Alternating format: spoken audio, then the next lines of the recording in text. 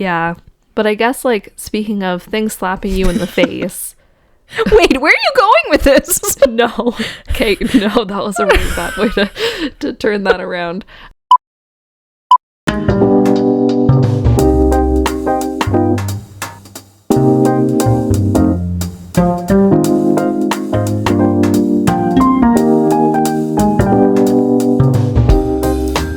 Hey everybody, welcome to BYOB, the Bring Your Own Book podcast. I'm Kelly. And I'm Nikki. And today's episode, we are going to be finishing up our Colleen Hoover experience with It Ends With Us. So before we get started on all of our thoughts and feelings, we would first just like to say a content/trigger warning as this book deals with domestic violence. And with that, Nikki, why don't you let us know what this book is about? Sometimes it is the one who loves you who hurts you the most. Lily hasn't always had it easy, but that's never stopped her from working hard for the life she wants. She's come a long way from the small town in Maine where she grew up. She graduated from college, moved to Boston, and started her own business. So when she feels a spark with a gorgeous neurosurgeon named Ryle Kincaid, everything in Lily's life suddenly seems almost too good to be true. Because it is. Ryle is assertive, stubborn, maybe even a little arrogant. He's also sensitive, brilliant, and has a total soft spot for Lily. And the way he looks in scrubs certainly doesn't hurt. Lily can't get him out of her head, but Ryle's complete aversion to relationships is disturbing. Even as Lily finds herself becoming the exception to his no dating rule, she can't help but wonder what made him that way in the first place. As questions about her new relationship overwhelm her, so do thoughts of Atlas Corrigan, her first love and a link to the past she left behind. He was her kindred spirit, her protector. When Atlas suddenly reappears, everything Lily has built with Ryle is threatened. Her bosom friend, you could say, in the words of Anne of Green Gables, if you didn't get that. I did not. The bosom buddy, if you will. Oh my gosh. Anyway. Wow. Well, can we end it there? Is that the whole synopsis? That's it. Okay, so just some some background here. Nikki and I can't see each other fully, so it's going to be a wild episode. I think it's just going to make it more fun. And we need some... Well, they won't. Yes, we need some levity in this episode because this book was quite intense and dark. But yeah, thank you for reading that synopsis, Nikki. No problem. Did you want to maybe get us started with your thoughts, like 5-star rating? Or, I mean, you didn't give it a 5, but what out of 5 did you give it? I definitely didn't give it a 5. Okay. I kind of think I didn't rate it at all because I just don't feel like this book needs attention. I don't think that Colleen Hoover is like as what people think that she's like really divisive in like with readers and she's very controversial.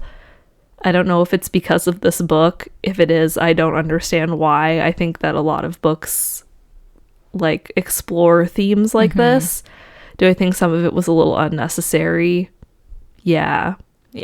But I have a really hard time rating it because there was a good probably like half to 70% of this book that just made me feel super triggered like the whole time. So I don't know. What about you? Did you give it a rating? Officially on Goodreads, as of this recording, no.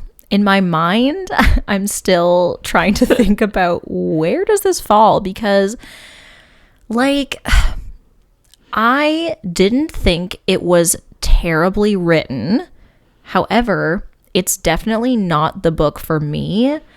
I also had issues while reading this book of feeling things I did not want to feel or like being triggered by certain scenes in this book. And I mean, that's fine. I knew going in what this was going to be, but I'm kind of somewhere between a 2.5 and a 3, I think, because I don't think everything was badly done, but it definitely wasn't for me. I have quite a few issues. Some of them are petty, some of them are not.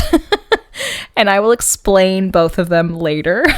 But I don't know. It's just, I guess I was also kind of thrown by the content of the book because we both know there's a lot of opposing views on this book, and like, is it good? Is it not good? Is this a bad example for people? Is it not? Like, whatever.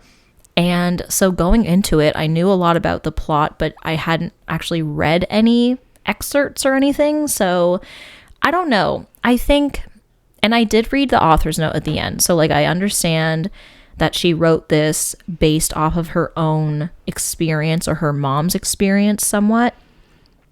And so it feels kind of like weird to, well, it feels weird to review it, but it also doesn't because this is a fictional piece of work. It's not her memoir or anything. But yeah, no. I don't know. I definitely thought I was going to dislike it more. So at least that's a positive. I didn't absolutely hate every second of it, but I didn't enjoy it, you know? Yeah, I totally agree. And I didn't read the whole author's note, but I did read the beginning where she kind of talks about her relationship to her parents and her mom leaving. Her mom left her dad, right? Yeah, at when she was like a little kid. 3, yeah. So I did read that part. I think that, you know, having read that and just reading the end of the book too, if people are listening to this episode and haven't read the book and are interested in it but maybe wondering if it's going to trigger them, I think it is really important to state that people in the book are, like, at the end, not supportive of them staying together. So I do think that was one thing that was really nice. There was some like realistic conversation around that with Ryle's sister, and I wasn't surprised, and I thought, well, I feel like that's something a sister would do. And then at the end you see everybody kind of rally around Lily and say, you need to leave, and she says, yes, I do. And then they have a seemingly very amicable co-parenting relationship, which is great. And hopefully he's getting help or whatever. So I do think the way it ended was good, and I think a good example. I don't know how I would have felt if it didn't end that way. It is fiction, and she could have done whatever she wanted with it. Like, we have this conversation a lot, like, things don't have to end like PC or the correct way for it to be like a good book, because that's not the point. And I mean,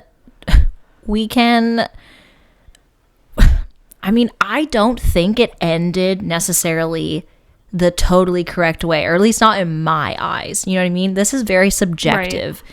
For me, I had some issues with the end. Well, first of all, petty thing number 1, I fucking hated that the very last sentence was, it ends with us. Like, okay, I get it. How inspiring, I guess. But I'm just like, no. And I hate that. I hate that little cheesy Hallmark moment. Like, ew. But am I surprised? Yeah, I really wish they wouldn't have put that line in the book at all. Honestly.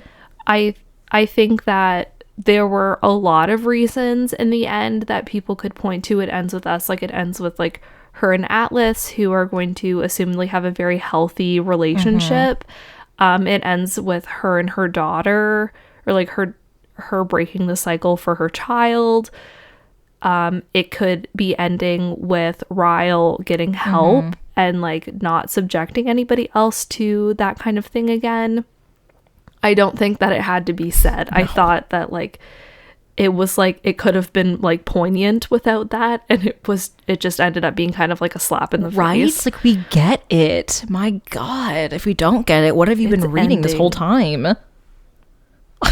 Honestly. Yeah. But I guess, like, speaking of things slapping you in the face, Wait, where are you going with this? No, Kate, no, that was a really bad way to turn that around.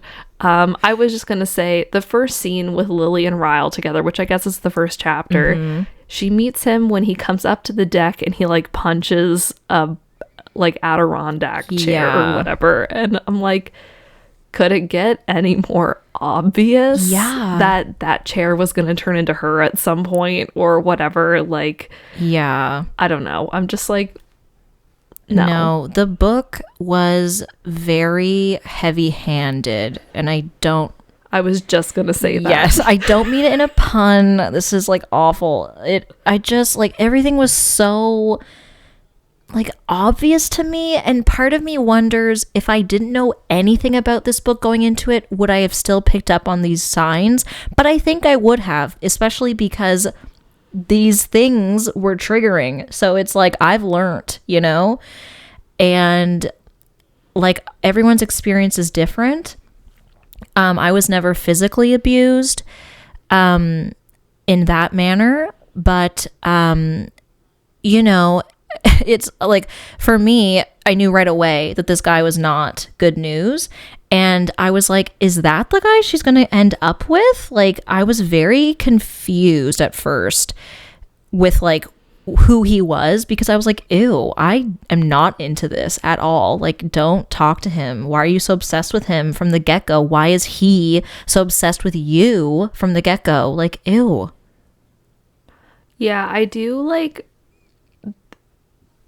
I don't know. I feel like this is getting like personal in a way, but one thing with her age, where she is like 24 or maybe 23 at the beginning of the book, just thinking about that point of view, like having been in a relationship when I was that age and feeling like this person's telling me something, but I feel like they'll love me enough that I can change what they think about things. Like, he doesn't want to date now, but like I'll show him how great I am and he'll want to date. He doesn't want to get married now, or he doesn't want to have kids now. So I do see that aspect of it. Ryle did give me the ick. Yeah.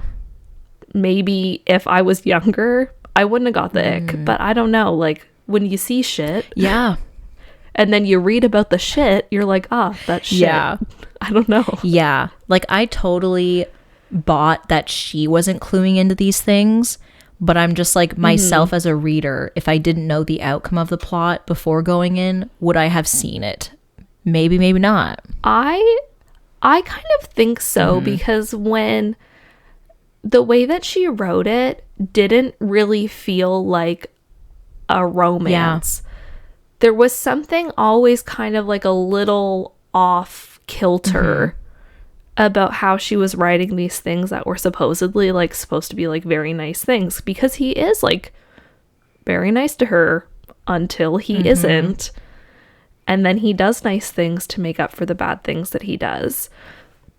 But I never really felt like before the first incident in the kitchen that was real romance. Yeah. So I think that, I don't know, maybe that is more subtle if you don't know. But I would think that that's something people would pick up on either way. Yeah. I mean, hopefully. Like, I'm not worried about us or our friends looking at this book and being like, wow, this was so romantic until everything went to shit, you know, because I think we're a little older, we have more life experience, but like, you know, younger people reading it might not pick up on it right away, depending on their own life experiences, right? Like, who knows? But like, I remember watching a YouTuber reviewing this book and they hated the book, which I'm like, that's fair, because I didn't love it either. Like, not my favorite by any means. But he went on to say, like, this is a terrible example for young girls. Like, they need to know that this is a bad relationship. I think we do know that. I think that's literally the point of the book. Right? I think one thing I can say very strongly is that I don't feel that she romanticizes this situation at all. I think she talks very realistically about what people think. It's like anybody, if you're in emotionally abusive or physically abusive relationship, any kind of relationship dynamic, you will think they're sorry. Yeah. They won't do it again. See, they're being so nice now. They love me. I love them. There's like an attachment. There's fear of like, if I leave, what's going to happen to me?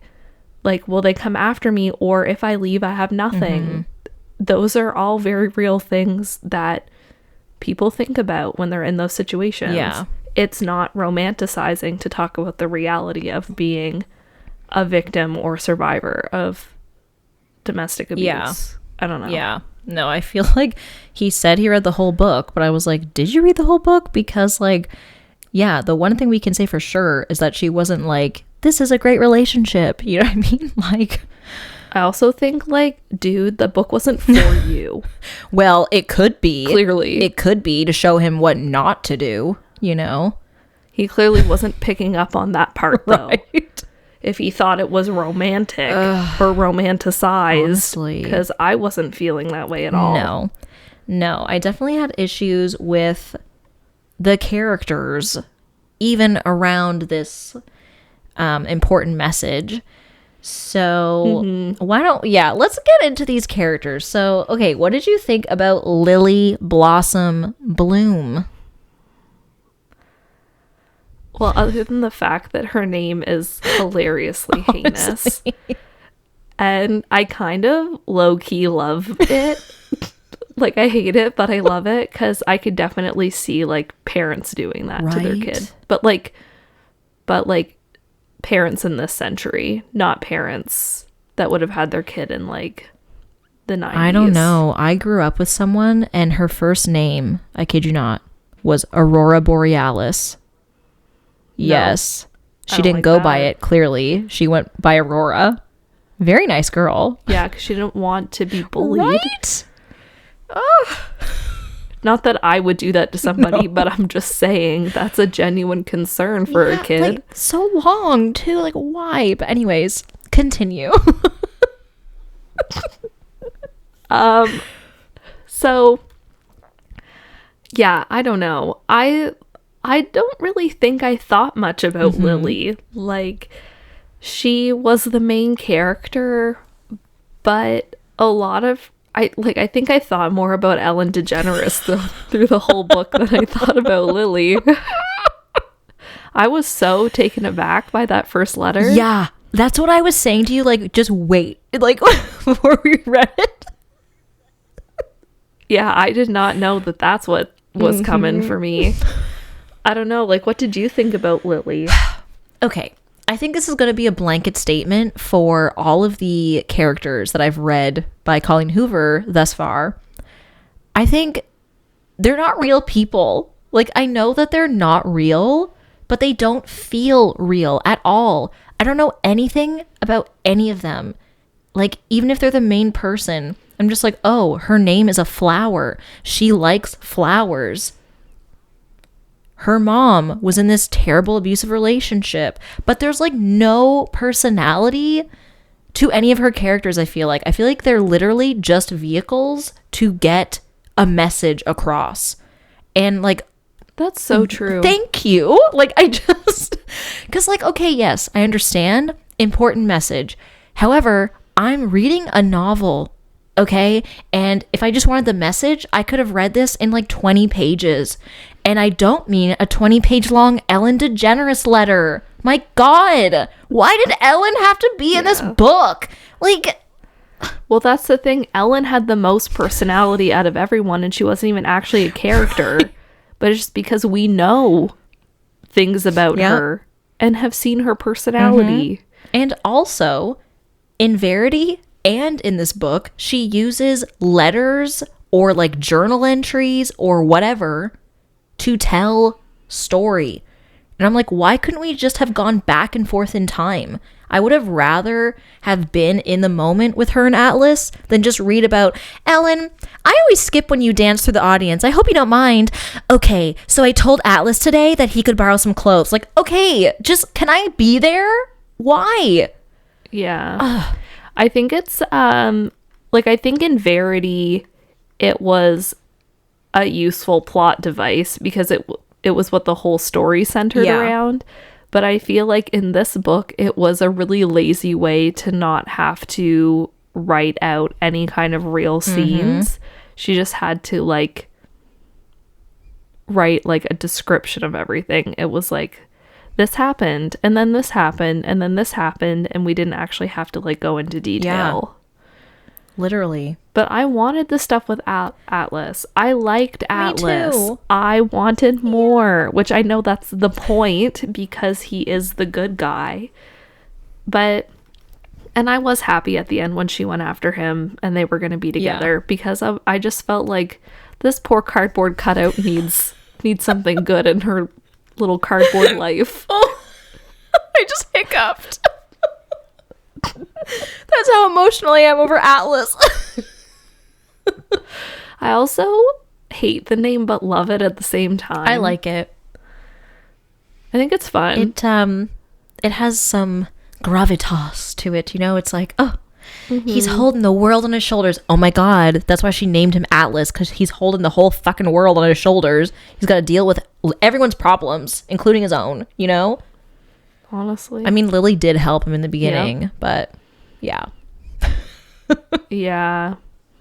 I really loved him. And like after like reading her letter to Ellen about the cookies, I was like, I want cookies. Yes. Especially like, I'm sorry, if I was in high school and a boy made me a really good batch of cookies, I would have been like, oh my god, wow, you know. Honestly, now if a boy made me a really nice good batch of cookies, I'd be like, cool, sign me up. Hint, hint, nudge, nudge. Yep. I'm just gonna send this along. It'd be like, can you listen to whatever time mark this is gonna be? Oh my god. But I also am kind of like, why did Atlas have to be homeless? Like, I know that was how she like met him, but she could have just met him on the bus or like at school, you know? So that was like an added thing. Like, he had the most going on, I feel like, of any of the characters, but he was barely around. And yeah, like, it was just like, I need something unique and interesting for this character. So he's gonna have been homeless, and Elisa is going to be rich, but she's bored, and Marshall is going to drink beer in a onesie at the pub, you know? Like, it was a lot of like if one of those things would have been in the book, it would have been like whatever, but there were so many of those things in this book that it felt like very put on. I was like, why a onesie? Like, why can't you just wear like a jersey? Like, I feel like that's something that people would do. Yeah. This pub, wear the jersey and you'll get free beer during the game or whatever. I'm like, why is it a onesie? Right? And go ahead, sorry. Yeah. No, that's like, I can't. I don't know. Well, yeah, when he first said onesie night or whatever, I thought it was like beer's $1, you know? Oh, yeah, onesie. Yeah. And then when they showed up in onesies, I was like, ew, why? But also, I hope it's like footies and not like the baby onesies that like don't have pants.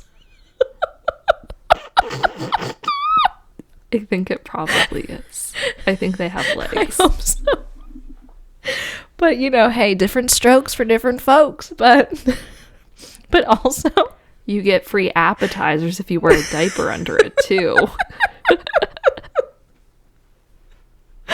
Oh my God, that's commitment. That is commitment. You Honestly. know guys would do that for free beer. Like, hello. I mean, I wouldn't do the diaper, but I would do the onesie for like free spinach dip or something. Yeah, I was going to say for something I actually want. Oh my God. Okay, I have to read this out because it's right in front of me. I highlighted so many things that made me annoyed. This is one of them. Lily, okay, I'm sorry. Lily was very annoying to me throughout the entire book. I felt for her, but I was also annoyed by her in like her everyday life. outside of this relationship. Right. Okay. So this section, it says she's trying to explain like her idea for her flower shop. And she's like, but what flower shop caters to all the people who hate flowers? Elisa shakes her head. None of them, she whispers. Exactly. None. Yeah, because you wouldn't fucking sell anything. Like, hello. Okay. Also, the whole description of her, like, the black and the steampunk. And I was like, okay, Colleen, we get it. You're fucking old. Like, let's stop. Like, I was just picturing, like, the silver, like, purple velour bullshit. And I was like, yes. This is gross. I know. Like, are you serious? If I walked in there, I'd be like, why is it so dark in here? And, like, what are you selling? Like, I wouldn't understand what this is. Right. But, you know, whatever. I'm not a florist, so maybe that's a great way to get customers. Maybe you do need to cater to the people who don't want your product. Like, okay. I don't think that's true. Actually, I can guarantee you it's not true. Yeah, I don't know. What about Ryle? I hate his name too. I hate his name. I also hate the fact that Elisa and Marshall named their child Riley. Like, shut. After an abuser. Yeah, shut your mouth. And also, skipping ahead briefly for a sec, when Lily is like, I want to name the baby after, like, your brother or sister. I'm like, could we, like, have an original thought? My God. It's so annoying to me. But anyways, Ryle. Yeah, after the brother you killed. Yeah. How sweet. That was like, I don't know. That was a lot. Yeah. And yeah, I mean, obviously the first time he hit her, or what he shoved her in the kitchen. And like Elisa knew what happened, and she was like, please, like, try to, like, understand him and stuff. While that made me mad, I understood, like, obviously she's his sister, so, like, that was, like, a realistic thing to happen or whatever. But I was just like, really? Yeah. Elisa, with your perfect life? Oh my God.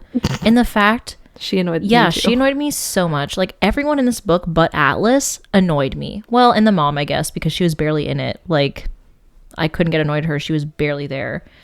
Right. But, like, Ryle, if you couldn't pick up on the fact that he was a neurosurgeon by the fact that, like, he only ever wore scrubs, basically, in this book, and he would come home with a fucking stethoscope around his neck, like a cartoon character. Like, what? Like, I'm a doctor. I have a stethoscope on at all times. Like, that's not true, okay? It's not true. Also, I'm pretty sure they don't do that anymore because patients try to strangle them. Oh.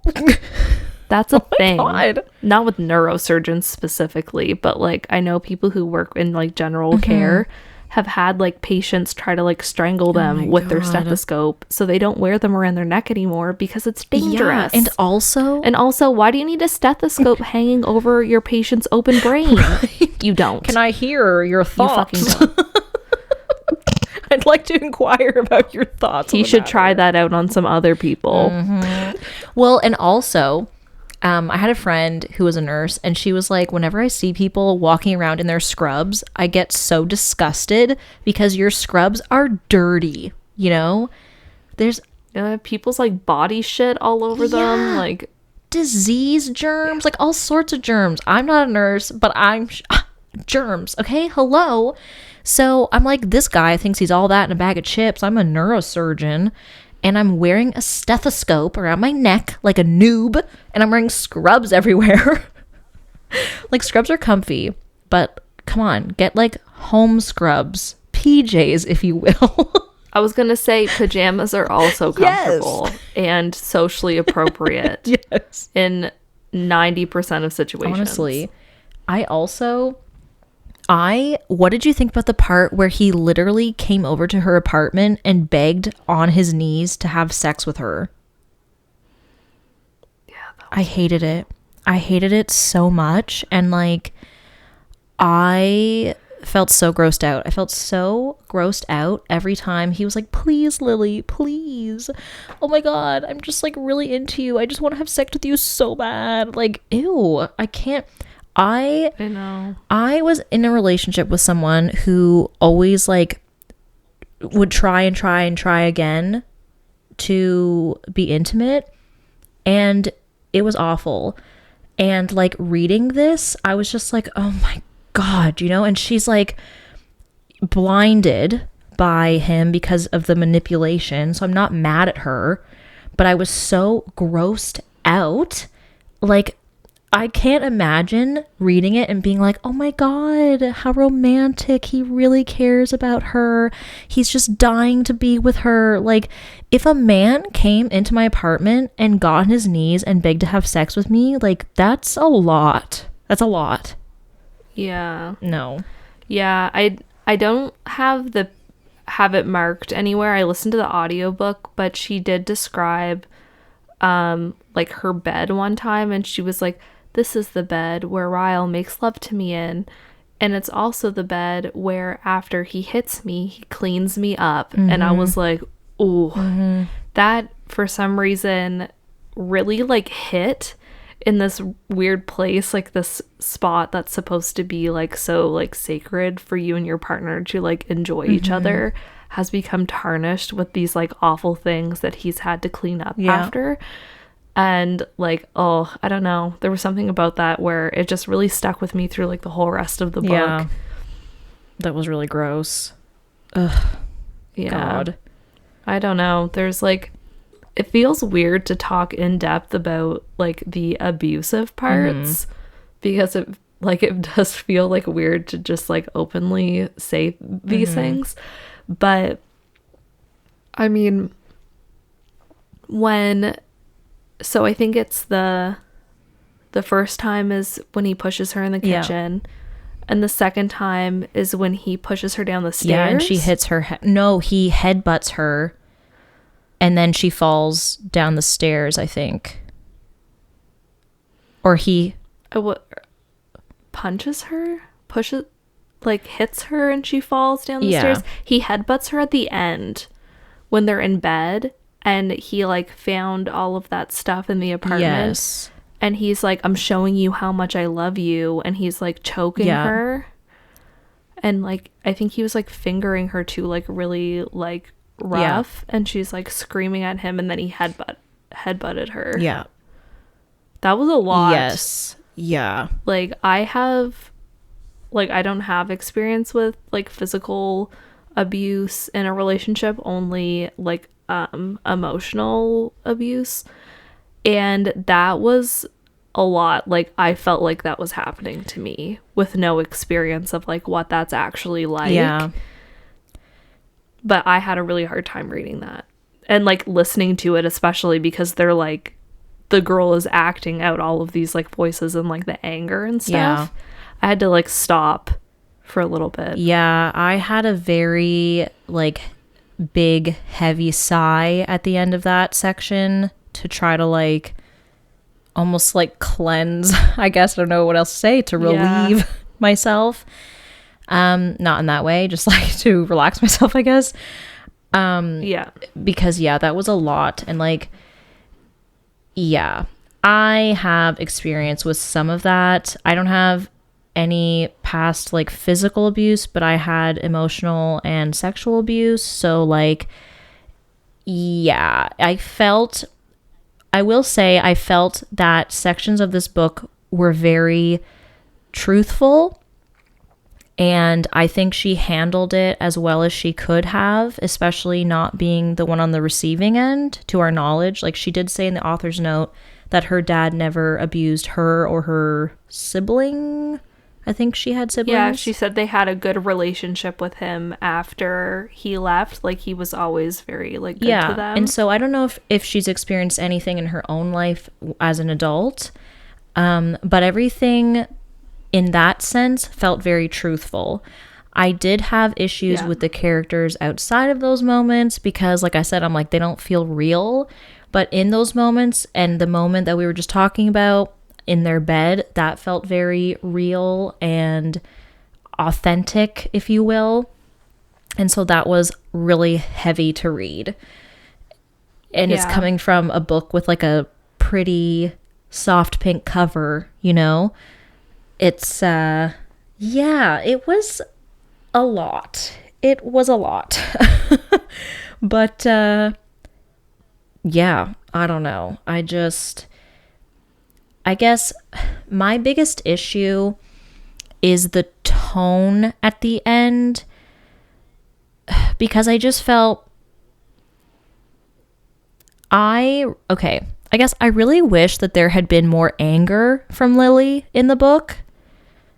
I really liked when she like yelled at Ryle and kind of said her piece of like, you feel bad, you were thinking all these things, like you had a hard weekend, whatever. I really liked that part where she kind of like lay into him, but I wanted more anger to, I want to say his family, but really like Elisa and Marshall, especially when Ryle was in their apartment and Marshall's like, I didn't know about this. I'm an innocent bystander. He just called me and said he wanted to talk to you. I'm like, well, you're not an innocent bystander at that point if you're like helping him come in and talk to her. Right. Like, obviously it's not their fault that he is abusive, but I was just kind of like, I was taken aback when Elisa was like very ominous at the beginning of their relationship about her brother and his anger. It's like she knew something and didn't tell her. And obviously it's not her fault, but I feel like if you had a brother and I started dating him and we had this whirlwind romance and you were very like weirded out by some things but didn't want to tell me, and then when it happened you were like, I love my brother but I think you should leave him, you know, like I would just be really very emotional and ticked off, honestly. Yeah, because at the end Elisa's whole shtick is kind of like, as your sister-in-law, I obviously don't want you to leave my brother because I want you to be my sister-in-law, but as your best friend, I'll never talk to you again if you stay with him. Which is like fine if she would have just been like upfront from the beginning. Like maybe she didn't have to like divulge his like secrets like to Lily, but just like he has a dark side and he does things that he can't control all the time. Because I mean, I've never been in a situation where I've been blackout mad and I've done things that I don't remember or whatever. That's how it was described, kind of like a switch flips in his like fight or flight. And so I think there's a lot more to that, obviously, than he just hits her. I think that's obviously like more psychological than I get really angry sometimes and I lose my temper. I kind of wish that was explored a little more. Not to excuse things that he did, obviously, but just to bring awareness to that as well. I feel like that's like a PTSD kind of situation in a way for him, like having the accident with his brother when he was so young and all that kind of stuff. So I think that if the characters were more fleshed out, maybe we would have gotten some of that stuff. But they really did exist for the message, like you said. And I mean, we could have read about this message in a 5-minute article. Yes, I was just gonna say in an article. So, and like, okay, I understand that she decided to, well, I don't know what's in her brain, so I'm just gonna say I'm assuming she decided to give Ryle this like tragic childhood event backstory to like explain why he's abusive. But I was also kind of annoyed because like I understand everyone has something, there's always a reason for why you do the things you do, whether it's good or bad. But I also was like, are we trying to do you want me to sympathize with him? Because I'm not. Like, it was just kind of weird. So like I understand she's trying to like be mature about it all, an adult, and I can't imagine trying to write this book with her own family history. Like that would have been excruciatingly hard. But I was just kind of like, this is a very, first of all, out of left field backstory, and just kind of bizarre. And how like his sister knew that he had this issue, like you said. Like I don't know. I think there's like, it was just odd how he was like, I have this huge anger problem because of what happened as a kid. It was a mistake, all this stuff. But it's like, I don't, like, that sucks. But like, you're still, well, I guess this is the whole point of the book. I'm like, I was going to say, you're a bad person. And it's like, well, are you a bad person or you just do bad things? Well, I don't know. But in my eyes, if I was with this guy, I'd be like, I would eventually get to a conclusion of, you're a bad person. And that's just myself. But yeah. Yeah. But yeah, I think ultimately, like, it doesn't matter whether he's a bad person. I think that while the idea of him having killed his brother by accident is a good, like, plot device, also, if they all know that he gets really mad like this, why was he not sent to some kind of therapy or like an inpatient therapy when he was a teenager? Yeah. Like, how has this persisted this long? And if it has persisted this long, but they did do that, I feel like that's something that should have been talked about. Like, we tried to get him help. I don't feel like they talked about that at all. It was just like, he's angry and that's just how it is. Yep. And I was like, well, that shit don't fly, man. That's what I'm saying. It's like, obviously everyone has a reason for everything and a backstory and all this stuff, but I'm like, that's not gonna cut it for me. You know what I mean? And she doesn't, I don't think she really says that to him. Like, she's just kind of like, this is not okay, which, yeah, it's not okay. Definitely not. But like, I don't know. I think also because all of this it happened while their relationship was still so fresh too. So she had so much love for him still. And I think as the years go by, she'll not feel that way, you know, of like, I loved him, because their relationship was not real. Their relationship, and I mean, maybe it's just because I don't think that she wrote these characters well, but their relationship was so surface level. Like, what did they really know about each other? Okay, petty thing number 2, naked truth. I hate naked truths. Oh, yeah. Oh, my God. Yeah, it was stupid. If I had to hear that one more time, I swear to God, I was like... Could you imagine that would have been so good if this was like a horror book, though? Because he would have just been like one time, like, naked truth, and she would have been like, okay, and he would have been like, I want to fucking kill you right now, and it would have like all went down. Oh my God. But like, wouldn't that have been like such a fucking like light switch flip? Yeah. Well, I need to write this shit. This book gave me enough vibes, which I've already talked about this movie before on past episodes, but it is the same similar situation, except he's like really, really, there's no like transformation or like hopeful transformation, let's say, because it's not really a transformation. There's no like hope for the abuser in the movie. He just gets his comeuppance and whatever. But I just felt when I was reading it, I was waiting for something to happen.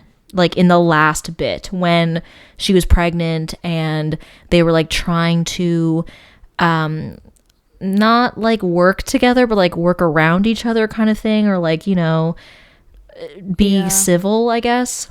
I was waiting for something to go awry, and while I'm glad it didn't happen, I was extremely uncomfortable, and I found that whole section very unbelievable. Yeah, I did too, because I feel like if somebody's willing to go to all those lengths, he was extremely reasonable with her at the end. Yeah. Like, even when he like, well, I don't know, when he hit her, and then he was like, I'm going to Cambridge tomorrow. You need time and stuff. I was like, okay.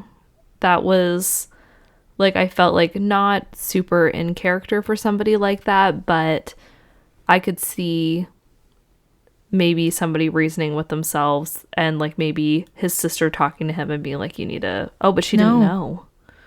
Yeah. Right. But I could kind of see that a little bit.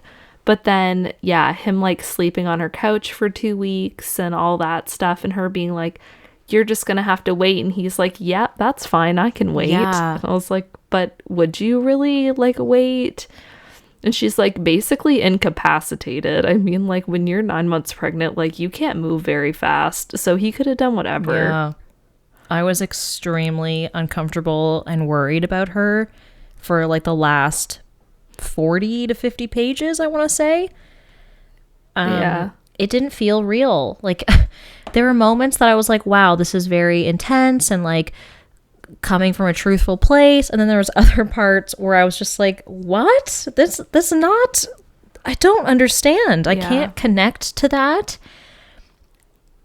And I don't know, like everyone's experience is different, but I was just like really thrown off that she would live with him for the last bit of her pregnancy. And yeah, like he has money. He can go live with his family, change the locks, you know, set that boundary. Cause like, no, I don't know. I did not like it at all. I did like when she revealed that she memorized Atlas's phone number. Yes. Though.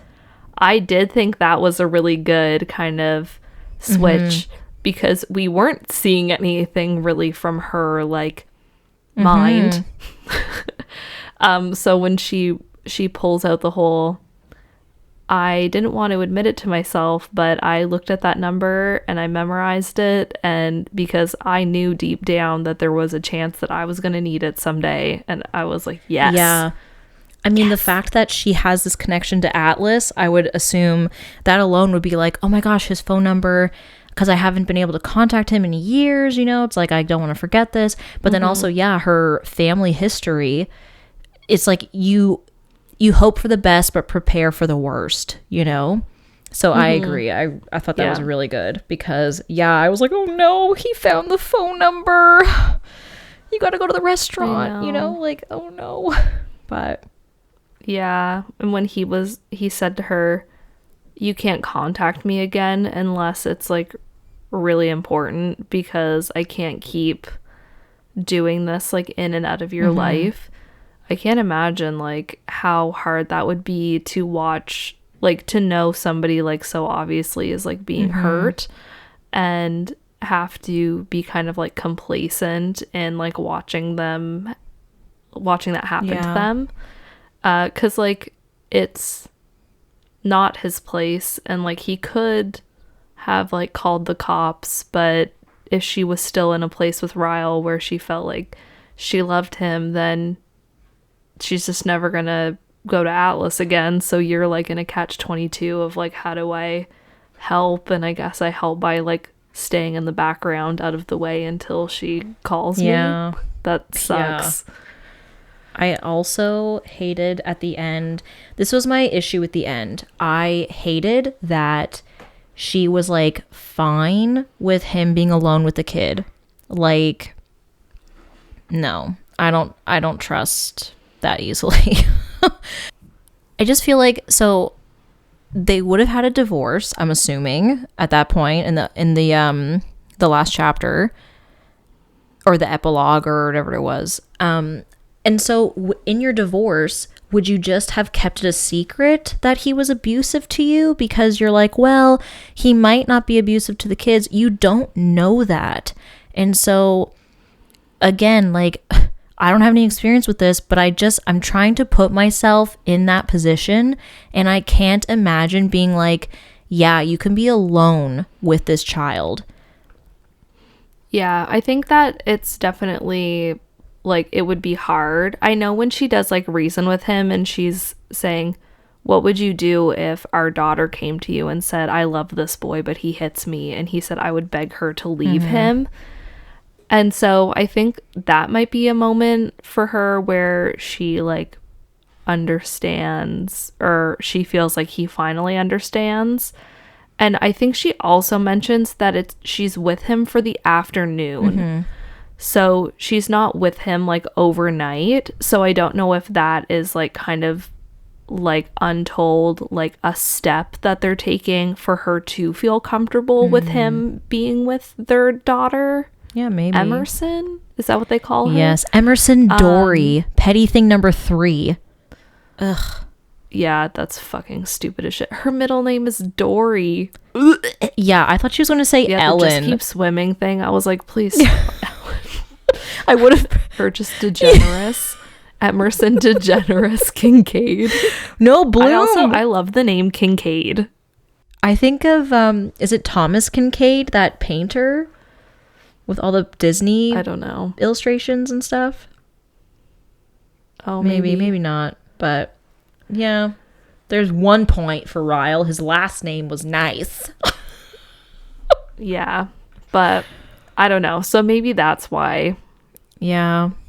She was, because I mean, it would be hard to be like a single parent. Obviously, it's hard to be a single parent. It's hard to be a parent when you have 2 people in the same house. Like, but also being like, I'm best friends with your sister.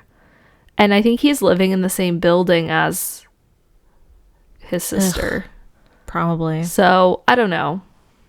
I'm going to give the benefit of the doubt on that one. But I do think, yeah, it was like months. Like how many months after? Like 6 months after? 11, I think. I can't. 11. Yeah. So it's a while. I don't know. Yeah. I don't know. This book was interesting, I guess. Like, important message, but I just felt like it fell flat for me. And I think this is exactly like Verity, where if they would have got somebody else to write it, it would have just been a little bit better, you know?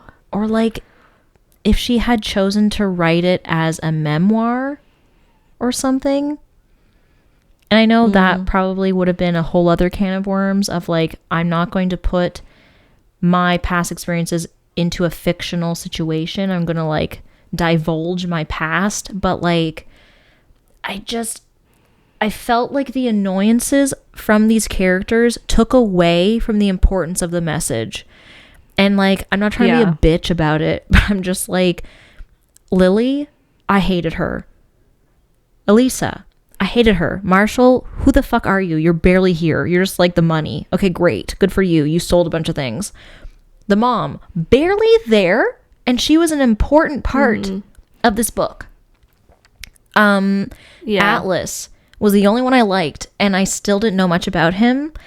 And I wanted to give him a hug, so at least there's that. But like, I don't know.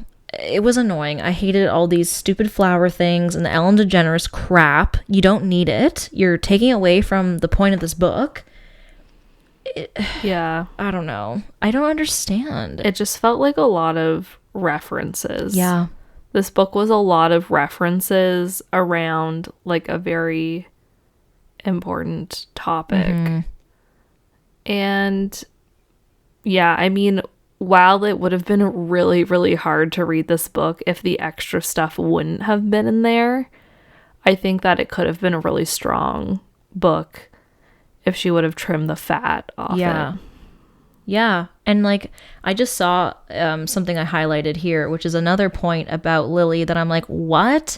You make me so annoyed. Like, I feel like Colleen Hoover was so focused on the message that she didn't actually think about how these circumstances would affect the characters in other situations. Like, Lily's at Atlas's house alone, and these 2 men come to the door and they're like, hey, Atlas. And she doesn't know who they are. And she texts him saying, Where are you? There are 2 men at your front door, and I have no idea if I should let them in. I wouldn't let them in. You know what I mean? Right. Like, these things trickle, like, at least for me, your traumas trickle over into other parts of your life. I wouldn't be like, who are these men? I'm going to let them in. Like, I don't understand. And it's just like, Colleen, you can't just have this one important message and not, like, have your characters... Well, I mean, she published the book anyway, so, like, whatever. But, like, I feel like your characters need to be rounded and, like, have a life, you know? And, like, have these things affect their life overall and not just be in a bubble of Ryle and Lily problems. Because it's not just that. It affects everything around you. Mm-hmm. So, I don't know. Yeah. I agree, though. And, well, I mean, we only, like, kind of get Lily. I don't think I want it to be dual perspective, because I really don't think I could handle, like, hearing whatever the fuck Ryle's thinking about shit. Like, I don't need that. But there was definitely, like, a lot left to be desired. Yeah. Oh, also, sorry, I meant to ask this about you because I was like, what? Okay. I also thought it was very bizarre that the discussion of whether or not Lily was going to keep the baby, it didn't even pop up. I know. Because I think that, like, my first thought would have been, like, do I even let it happen? Should I keep this baby? Because...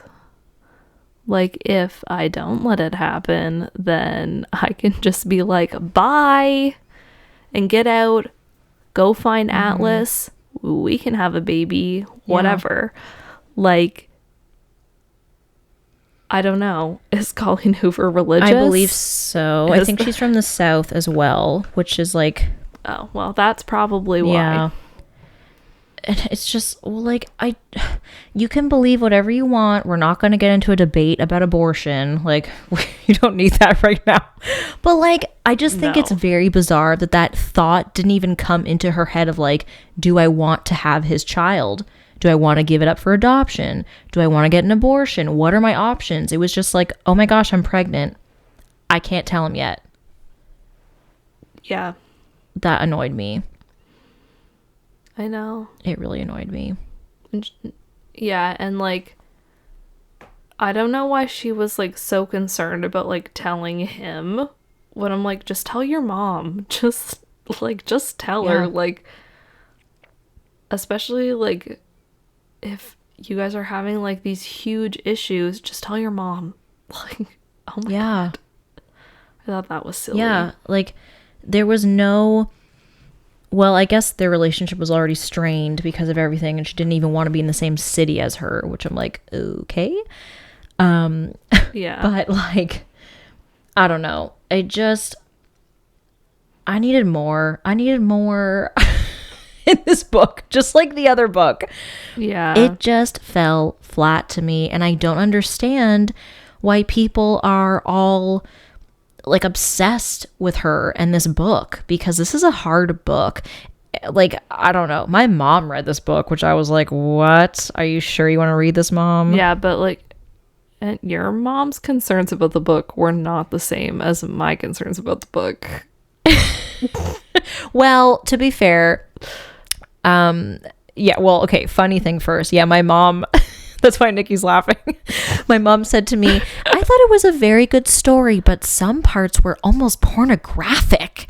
And I was like, okay. Like, I don't think they are, Mom. I think you don't want to know what I read in my spare time. So, sometimes.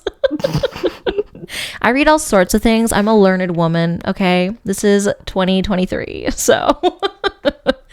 But yeah, but no, I did have to give my mom a content warning before she read it because of her own childhood. So I was just like, just so you know, Mom, like, this is not a happy romance. There's a lot of dark things about domestic abuse. And she was like, okay. But I was very surprised she liked it. And she was like, Yeah, I was like, okay, like, I'm glad you enjoyed, but I don't think I'm gonna like it. I need to ask her after this episode, like, what did you think about those stupid letters to Ellen? Because if she likes it, I'm gonna have an issue. Yeah, we have to give your mom a reading list and be like, this is what real literature looks like. Well, from Blood and Ash. I will give credit where credit is due. My mom read Beach Read by Emily Henry, and she loved it. Oh, so the best. Yes, I was like, you need to read Emily Henry because this is not it for me. Yeah, you can't hate Beach Read. No, how can you? It's impossible. No. Do you think? Well, I think I already know the answer, but do you think you'll read It Starts With Us because it is her and Atlas?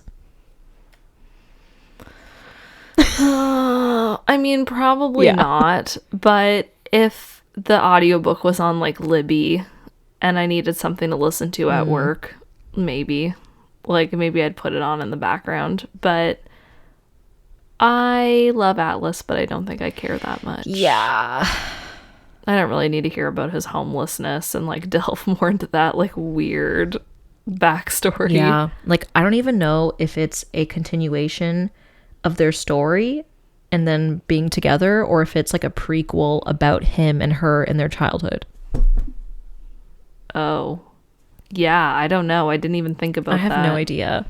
Because like her new life starts with them, or her romantic life starts with them. Ugh, who knows? I think you should have just had it. Hopefully I won't ever find just out. One and done, because I don't need to read this again.